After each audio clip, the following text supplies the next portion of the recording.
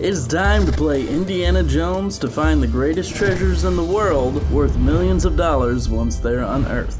Sometimes beginner's luck can be worth millions. Metal detecting is a popular hobby where detectors go out into fields waving a rod over the ground to find potential treasure. Even though an exercise like this usually requires years of patience, for James Hyatt the big score came on his very first trip. Apparently luck follows little Hyatt around wherever he goes. Even when his family would take him to the doctor's office, he'd reach into the couch and pull out $10. So when he asked his father and grandfather if he could try out their detector, they were all too happy to put his luck to the test. Sure enough, James hovered his detector over the right piece of land and it went crazy. His father and grandfather started digging and there it was. Treasure. Well, more specifically, they found a 500-year-old reliquary holding religious objects dating back to the time of Henry VIII. Honestly though, treasure just sounds snappier. Among the various gold items, one locket was singled out. It was appraised as being worth as much as $3.2 million alone. Whatever money there was split between the landowner of the field and the Hyatt family. James's dad made sure to let us all know most of their share would be going towards the children. You know, right after they buy their son the nicest metal detector money can buy. As far as the treasure goes, the entire hall was researched, restored, and put on display in a museum. Indiana Jones would be so proud. What is it actually like to stumble onto buried treasure? Well, apparently when you just find sunken gold, the first thing you feel is complete and utter disbelief. That's what happened when the Caesarea sunken treasure was discovered. In 2015, a diver was swimming in the area that he'd visited dozens of times over his life. Then, out of the corner of his eye, he saw something glittering in the sand. Once he investigated further, sure enough, he'd struck gold. Not just a few coins, though. He'd stumbled onto a find that would include 2,000 gold coins right off of the ocean floor. A storm had likely unearthed the coins, and another was on the way. Several divers hit the water as quickly as they could so that the storm wouldn't take away the coins for good. Initially, officials were angry about this due to them considering it looting, but as the coins were analyzed, it became clear that this was the biggest find in Israel's history. The coins not only represent an unbelievable fortune, but they have changed the historical context of the region. They now know that it had been a much more important hub of trade, and its discovery has led to a lot of pride in the local history. It seems as if the diver was all too happy to turn the coins over to the authorities too. They were then put in a museum where the community could admire them for generations to come. So how much is this find worth? Well, that's hard to say. There's no official appraisal on the find. It is apparently considered truly priceless as a cultural artifact. Of course, others have made guesses as to how much it likely costs. It's been rumored to be worth billions. Some of these stories have really dramatic twists and turns, but this one is just heartwarming. You see, Terry Herbert was a member of a metal detecting club for years. After so much time without a huge find, you'd think he'd want to give up. Well, good thing he didn't, because he stumbled onto one of the biggest hauls of all time. Within no time at all, this tiny little discovery was given international attention by news outlets. This man had stumbled onto much more than he originally realized. The Staffordshire Hoard is the biggest collection of Anglo-Saxon gold and silver metalwork found today. These items likely date back all the way to 650 to 675 BCE. That includes all sorts of objects ranging from sword hilts and crosses to gems, rings, and even a gold horse's head. All in all, it was 11 pounds of gold. Each one of these items was carefully excavated, studied, and restored to the point now that they are absolutely gorgeous to take in. The haul was purchased by the Birmingham Museum and Art Gallery. They ended up dropping over $4 million acquiring the entire collection. Now it is still being displayed. Despite the fact that he's now a legend and made a cool sum of money, Terry claims the find hasn't changed him. He's still the same small-town guy who's part of a simple metal detectors club. The funniest part about all this to me is that he apparently got the detector for a little over $3 at a local sale. $3 is a great price for becoming a part of history. While most treasure hunters take to land with metal detectors, digging equipment, and spelunking gear, most of the world's treasure is said to be buried beneath the waves, not the ground. In fact, it's been estimated that the ocean holds around 20 million tons of gold. This means that the waves are hiding over $1 trillion in forgotten treasure. Well, as of 2015, that number has been reduced by a few billion. The ship known as the San Jose was traveling from Panama to Colombia in June of 1708. They had the misfortune of running across some British ships that sank the San Jose somewhere in the Caribbean. Its treasure was said to include many pieces of gold, silver, and emeralds aboard the Spanish galleon. For hundreds of years, it's been considered to be something of a legend for deep-sea treasure hunters. Using a $4 million unmanned underwater vehicle known as the Remus 6000, the Colombian Navy managed to find the San Jose. Once they began to search through the sunken relic, they determined that it truly was the holy grail of shipwrecks. Among the many historical relics found in the ship, its treasure contained over 11 million doubloons, which are worth quite a lot today, like $14 billion. The entire find is said to be worth a staggering $22 billion. This means it is the largest treasure trove ever found, so far at least. The government then classified the find as a state secret until 2018. Since then, they've taken great pains to study the shipwreck to ensure its secrets are preserved. This one isn't exactly as much of a Hollywood movie as I'd have preferred, but finding a billion-dollar shipwreck doesn't always involve pirates and conspiracies. Of course, my screenplay version will. Perhaps the most famous shipwreck today is the sinking of the Titanic in 1912. While it is a story that has enthralled the world for decades, the Leonardo DiCaprio movie from 1997 really pushed it over the top. Basically, if you haven't watched the movie, the supposedly unsinkable ship set off in 1912 with over 1,500 passengers before it hit an iceberg that sank the ship in the North Atlantic Ocean. Look, it's a lot more romantic of a story when James Cameron tells it, okay? Legendary underwater archaeologist Bob Ballard was the one who discovered the wrecked remains of the Titanic. He employed a deep-sea vehicle called the Argo, which was able to take pictures of the sunken ship.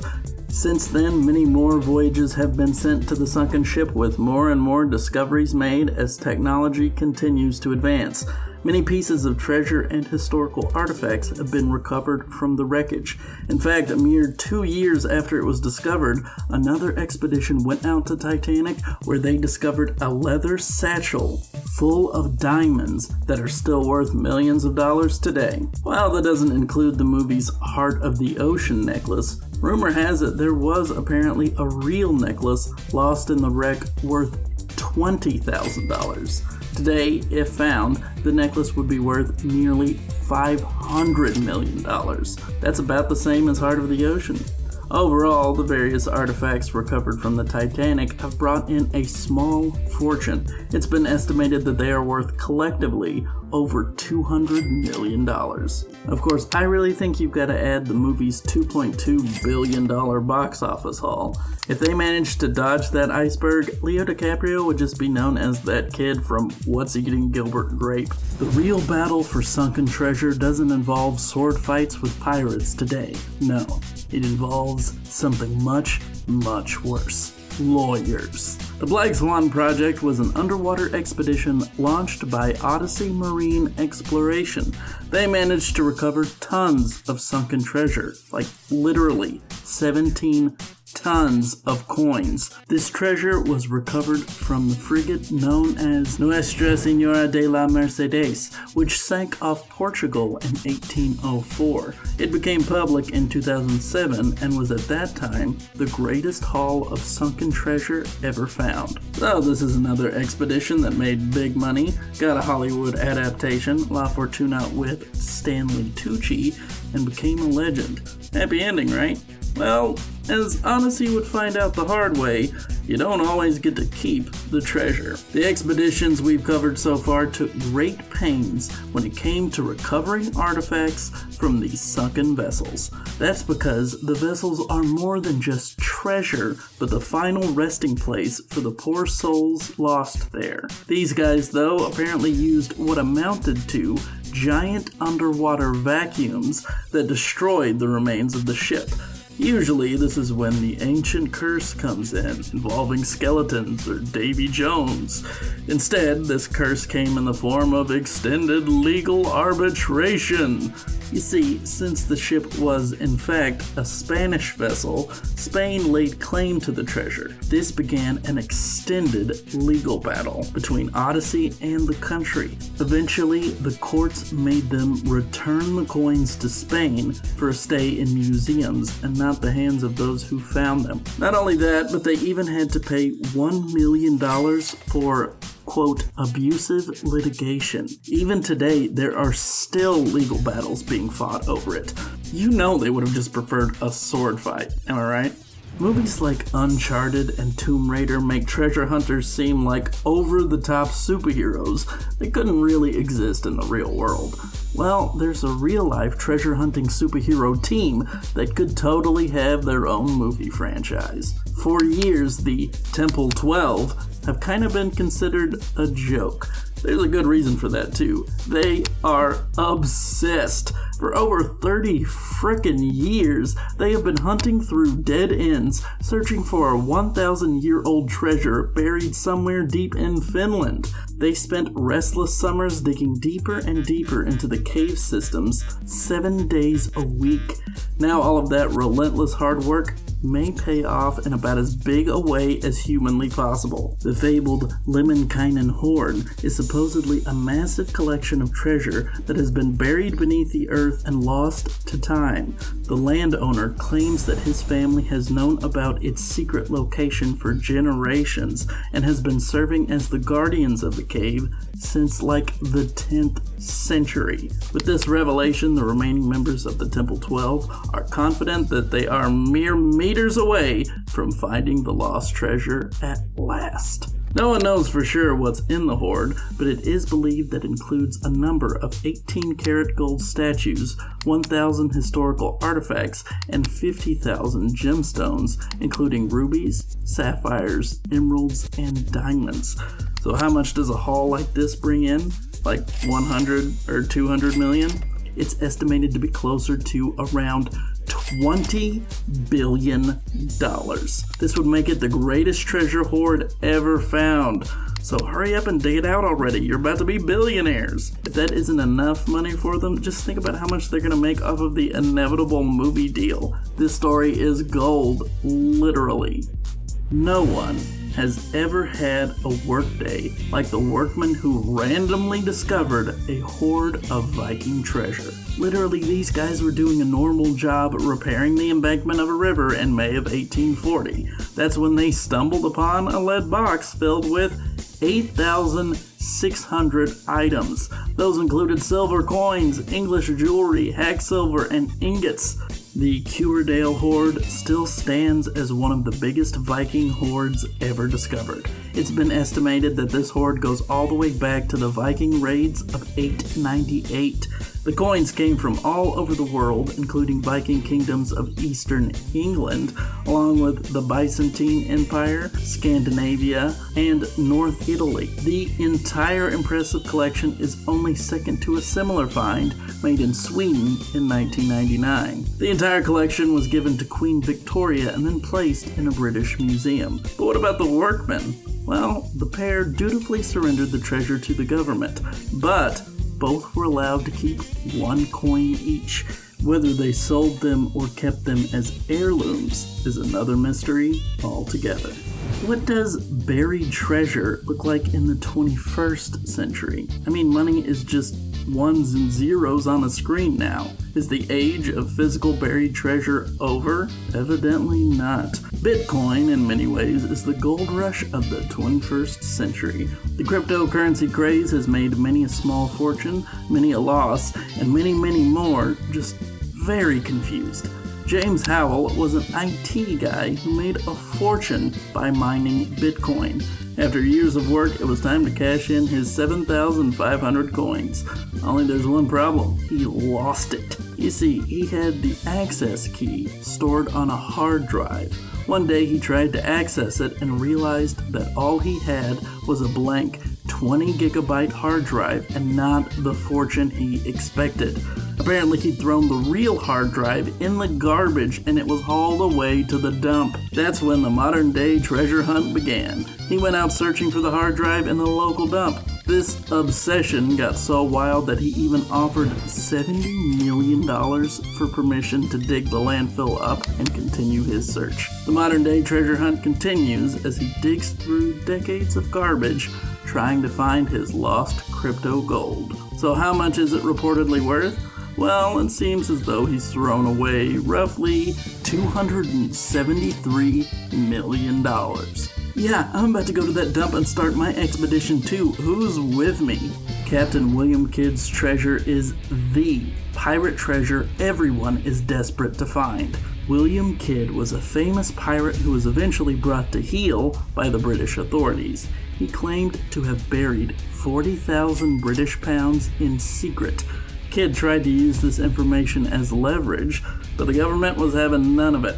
He was executed in 1701, and the location of his treasure perished with him. So it's basically like One Piece, right? So naturally, this became a huge deal for treasure hunters for hundreds of years. It seemed like the treasure may have been lost forever until 2015, where it was declared that the treasure had been found at last.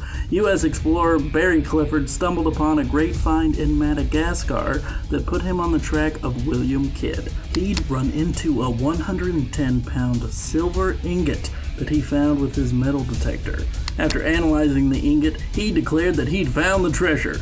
Not only would he be declared the greatest treasure hunter of all time for solving a centuries-old mystery, he also would be taking on a huge fortune. Kidd's treasure would no doubt be worth hundreds of millions, if not several billions today. The internet went wild, and even news organizations were all too excited to announce that Kidd's mystery had been uncovered at last.